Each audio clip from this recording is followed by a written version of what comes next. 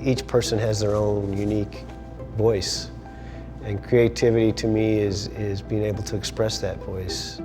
I was always inspired by the visual language of films, even more than the writing and everything else. Just images stuck with me, and I was so taken by them. So I started doing cinematography in film school, and I was good at it. I had a natural kind of talent for it, so I've never looked back. I love what I do.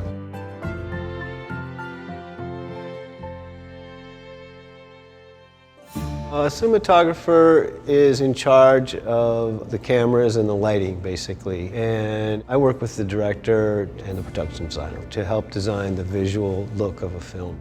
I think that the cinematography it really kind of sets the mood in many ways. And it guides you as a viewer to how you should feel.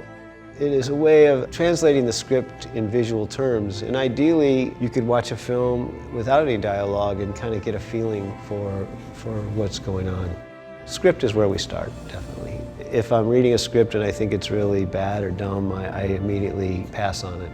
I'd be doing myself and the director a disservice. I think everyone, when you're working on a film, they want you to be excited, and if I'm not feeling that, I think I'd be unhappy, and so would the director. For inspiration, I look at books. I have a lot of photo books that I use.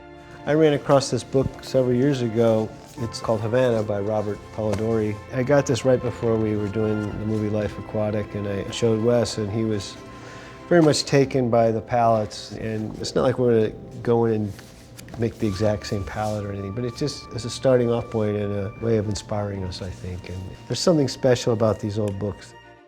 I love going to museums, and I reference those when I can. If I'm at a particular museum and has a book of their collection that I particularly like, I'll pick one up and keep it as a copy for reference later. And I think that that's an integral part of the process, definitely.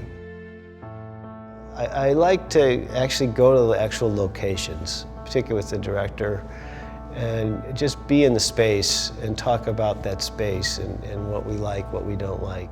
So I will go home after we've been to the location. I'll make little diagrams of where I think the camera should go and little pictures. It just gives us a starting off point from where we can kind of talk. And I think it's important to come to any shoot day with a game plan. And whether you use that game plan or not, at least show up having one.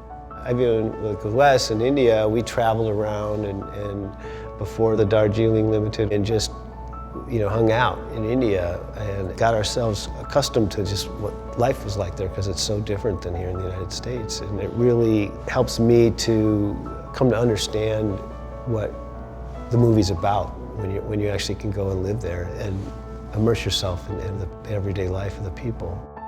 With Wes, what we often do, because we've shot film up till now on all his films, we have a film camera that we bring with us. And many times we will just set it up, and if we have the ADs there, the producers, assistants, we block it out and actually shoot it on film without lighting it, just to see how it feels. And so it's a lot of fun. That gives us an opportunity to play and not have the pressure of a lot of actors there. And action. But there's nothing like shooting with the actors. That was kind of cool. With Wes Anderson, pretty much 95% of the shots are planned beforehand. Other directors, it's often much more shoot by the hip. I've always operated. I came up doing low-budget independent films, and they didn't have money for operators. I always loved operating, and I always felt, I'd set a shot up and then you let someone else have all the fun. And back when we shot film, through the lens, you saw the best image of anybody, and there was a connection there with the scene, and it was quite a thrill and an honor for any operator to be there and see some of these amazing performances.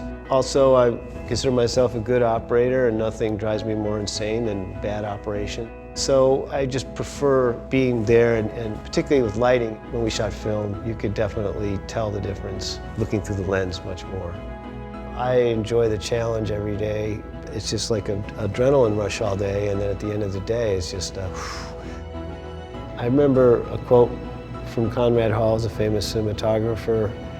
And even towards the end, he said he was always nervous when he showed up. And he said the day that he wasn't nervous, he knew it was time to quit the business, and I agree with that.